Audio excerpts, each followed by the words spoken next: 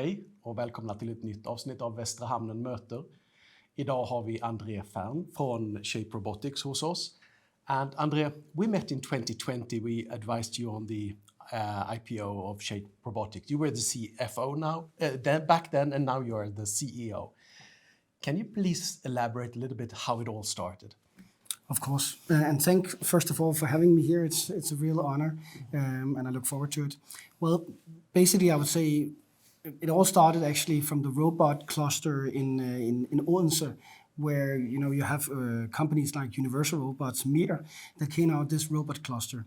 And Shape Robotics is actually started from that cluster with the aim of developing modular robots that goes into classroom to teach programming, coding, and things like that. It started there. And then it took a lot of years, research and development. You have to have money actually to build a company, obviously. And then in 2017, we were founded as a company. Yeah. And that's where I also started as CFO, yes. And when we conducted the IPO on Nasdaq First North in Copenhagen, you had a valuation of 65 million Danish post money. And now it is 430. So you have a really good run since 2020. I would say that might be our best success ever on an IPO story. So hats off for what you have done. Much. But you say that you are an EdTech company. What is an EdTech company?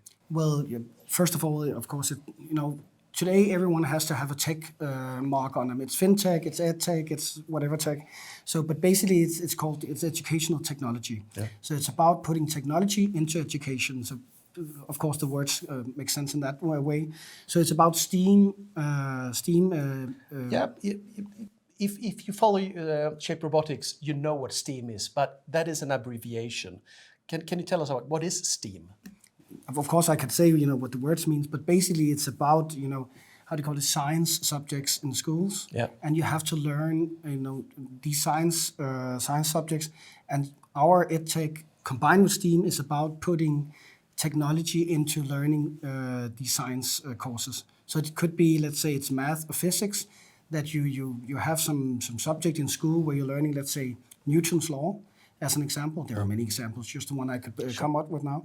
And then you go and you read the books about it, and then actually you try it in real life, for instance, with a robot, and then you get some, how do you call it, physical things to what you're actually learning. So that is learning about STEAM in the science subjects. Cool. You have the fabled robots, the hardware, and you have the software.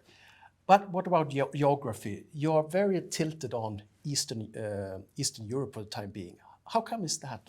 Well, yeah, first of all, as you said, we have the fabled robot, and back to the story when we started and we developed, there's also some more to the story. We had this IPO in 2020, then 21, actually we acquired a company in Romania that were specialists in designing the whole technology room in the classroom. Yeah.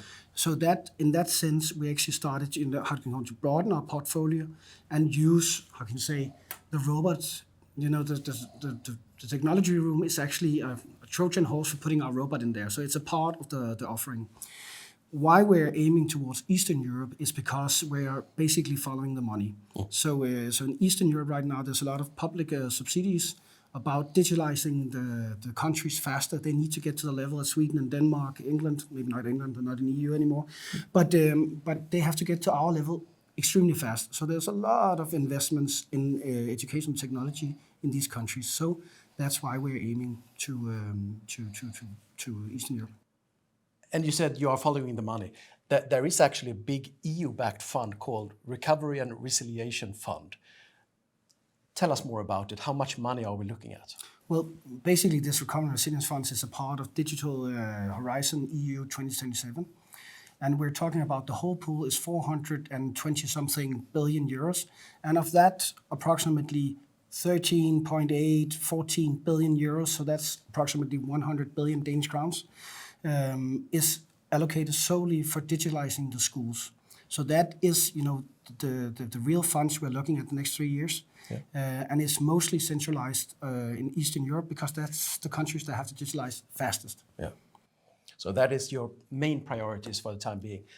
And you told me earlier that just hand out another iPad, that is not digital transformation. What is digital transformation for you? Well, back to the, as I said, the example about how do you learn STEAM and science and using technology. For us, it's also, trying to persuade the politicians that spending money on iPads or computers does not teach the kids about technology. They use technology. It's a different story. As an example, I have my kids, 6 and 9 years old. They have iPads.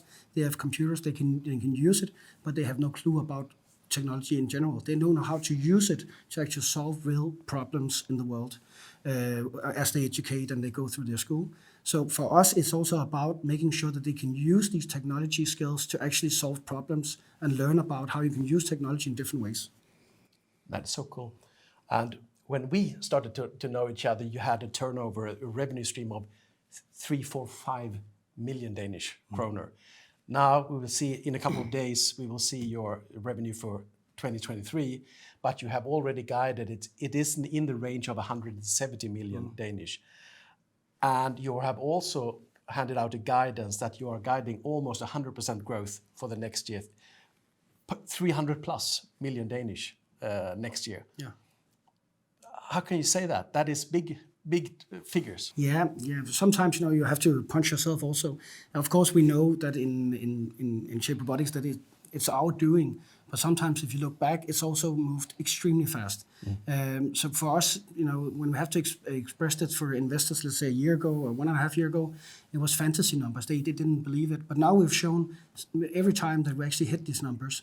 And we have most of the revenue that we are aiming towards in 24 is already backed by orders in the backlog. So we know that this is numbers that we can hit.